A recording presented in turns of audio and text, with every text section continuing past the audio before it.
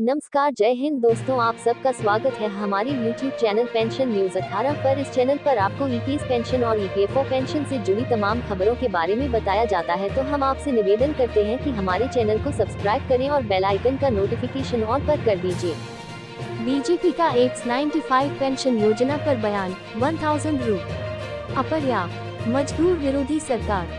BJP ने 2014 में X95 pension योजना के तहत न्यूनतम पेंशन को 3000 रुपये प्रति माह करने की मांग की थी। बीजेपी का कहना था कि 1000 रुपये की पेंशन मजदूरों के साथ अन्याय है, लेकिन खुद की सरकार के 2 कार्यकाल पूरा करने के बावजूद अभी तक उन्होंने यह नीति नहीं लागू की। बीजेपी का X95 पेंशन योजना पर बयान, 1000 रु अपर्याप्त, मजदूर विरोधी सरकार। 2014 में की गई मांग आज भी प्रासंगिक। 2014 में की गई मांग आज भी प्रासंगिक।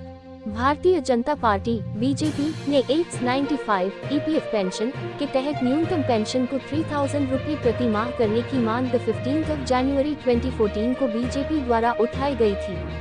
यह मांग जब उन्होंने सरकार के प्रस्तावित 1000 रुपये के पेंशन को केवल प्रतीकात्मक कदम बताते हुए खारिज कर दिया था। बीजेपी का तर्क था कि ये कदम देश के श्रमिक वर्ग के साथ अन्याय होगा।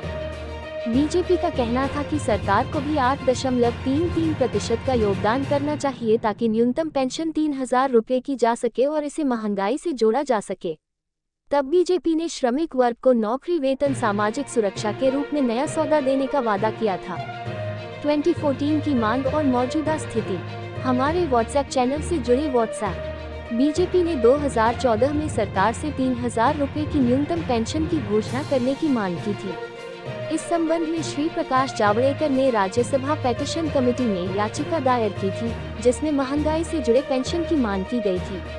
कमेटी ने सभी मांगों को स्वीकार करते हुए सरकार को इस दिशा में कदम उठाने की सिफारिश की थी।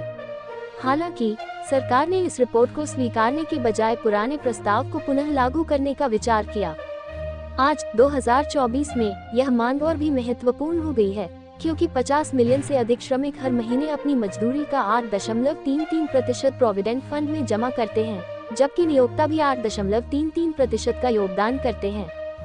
सरकार केवल 1.16% का योगदान देती है, जिससे 41 लाख पेंशनर्स में से 30 लाख को 1000 रुपये से कम पेंशन मिलती है। वर्तमान में सरकार अपने योगदान को 1.16% से बढ़ाकर 1.79% करने की योजना बना रही है, जिसे बीजेपी ने तब अपर्याप्त बताया था। लेकिन आज 2 कार्यकाल खुद की सरकार के पूरे होने के बाद भी भारतीय जनता पार्टी ने यह नीति लागू नहीं की। तब की थी कांग्रेस सरकार की आलोचना। प्रेस वार्ता में बीजेपी के नेता प्रकाश जावड़ेकर ने यूपीए सरकार को सबसे अधिक मजदूर विरोधी सरकार बताया था। बीजेपी का कहना था कि वह श्रमिकों के अधिकारों की रक्षा के लिए संघर्ष जारी रखेगी और न्याय की मांग करती रहेगी, लेकिन खुद की सरकार बनते ही बीजेपी ये बात भूल गई।